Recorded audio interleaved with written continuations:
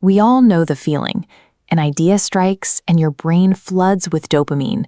You have a vision and you are ready to dive in. For the first few days, the work flows. You make rapid progress and the momentum is intoxicating. It feels so effortless that you convince yourself this entire project is going to be exactly this easy. Then you hit a wall. The initial thrill wears off and the reality of the work sets in. The steps become tedious, the problems get harder to solve, and the energy that was driving you forward simply disappears. Faced with that friction, your brain looks for an escape route. Usually it finds one in the form of a completely new, shiny idea. The temptation is impossible to resist, so you drop the hard work to chase that initial rush all over again. The trap is easy to fall into. Jumping from idea to idea feels like boundless creativity, but it is actually a cycle of avoidance. You get to experience the thrill of potential without ever carrying the burden of actual execution. The physical result of that cycle is impossible to hide.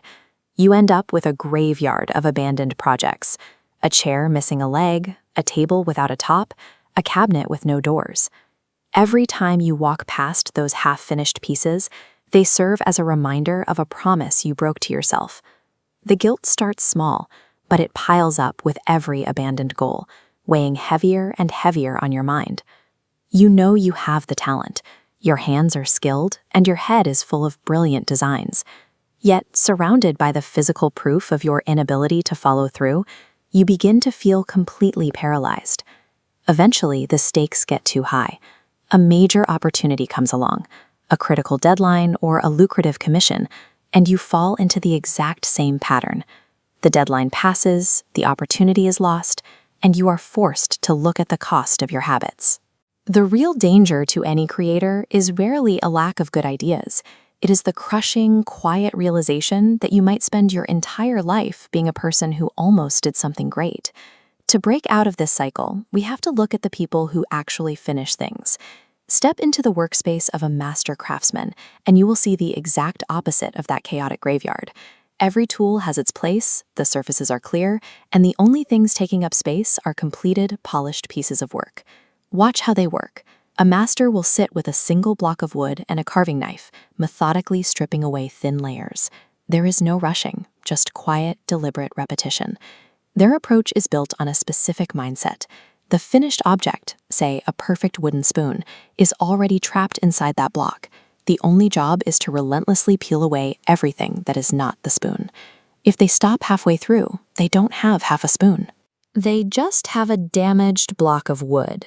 It can't be used to stir a pot, and it can't be returned to its original state.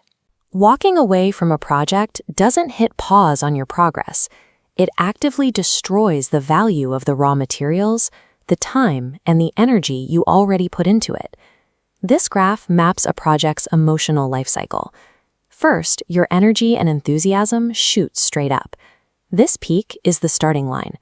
But immediately after, the line drops off into a long, flat valley. This is where work gets hard and tasks become boring. This is the messy middle. Down here, your brain looks for a shortcut. A new idea promises an instant ticket back to that dopamine peak. But motivation is a fuel strictly for beginnings. It burns out fast and is entirely useless for endurance. Every successful creation, no matter how brilliant, spends time in that valley.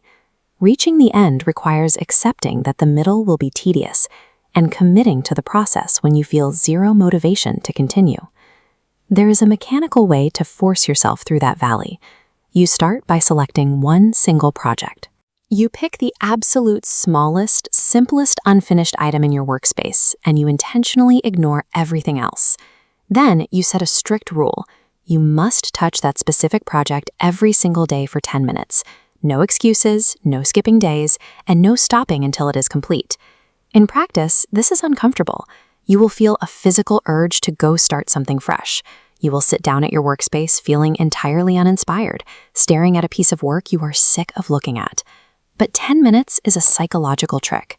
It lowers the barrier to entry so drastically that you can't logically argue against it. You don't need to feel motivated to work for 10 minutes. You just sit down and do it. True consistency is never built through massive, heroic bursts of energy. It is forged through relentless, quiet, mundane actions that compound day after day. After a few weeks of this routine, the momentum shifts. Those 10-minute sessions stack up. You sand the final surface, apply the last coat, and suddenly the object emerges in front of you, whole and complete. The feeling you get in that moment is very different from the rush of a new idea.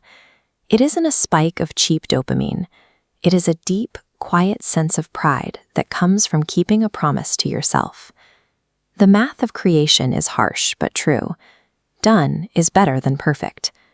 A single, simple project that actually exists in the real world holds vastly more value than 10 brilliant ideas locked inside a notebook.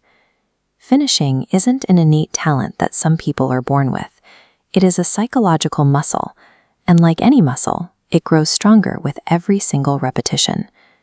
To break the cycle, you don't need a massive leap in willpower. You just need to prove to yourself, one time, that you can reach the end. Because the moment you learn how to finish one small thing, you gain the power to finish anything.